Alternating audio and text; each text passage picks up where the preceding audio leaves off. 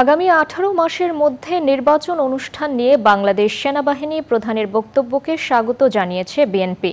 Channel আইকে দলীয় স্থায়ী কমিটির সদস্য ডক্টর খন্দকার মোশাররফ হোসেন বলেছেন, সরকারের আন্তরিকতা থাকলে 18 মাসের আগেও নির্বাচন দিতে পারে।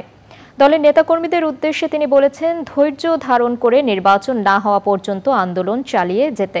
রাহুল রায়ের রিপোর্ট।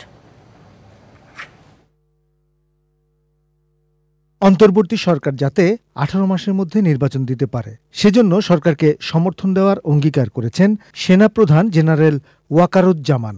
সোমবার বার্তা সংস্থা রয়টার্সকে দেওয়া সাক্ষাৎকারে প্রয়োজনীয় সংস্কারে সরকারকে সব ধরনের সহযোগিতা ও সমর্থনের প্রতিশ্রুতি দিয়েছেন সেনাপ্রধান। সেনাপ্রধানের এই বক্তব্যকে স্বাগত জানিয়েছে বিএনপি।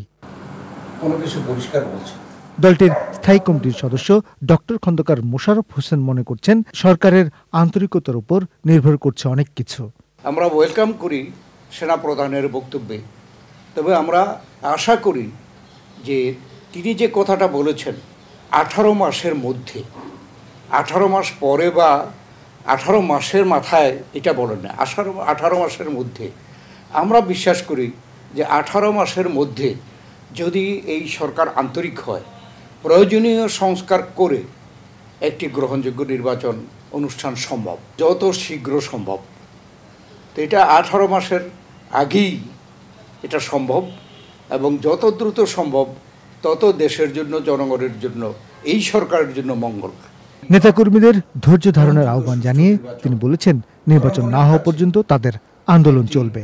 এই সরকারকে আমরা সংস্কারের জন্য সময় দিতে চাই, কিন্তু আমরা বারবারই বলছি যে সংস্কারের মধ্যে অগ্রাধিকার দেওয়া উচিত নির্বাচন সংক্রান্ত বিষয়ে, এবং সেই নির্বাচন আদায় করা পর্যন্ত আমাদের কিন্তু আন্দোলন শেষ হয়নি।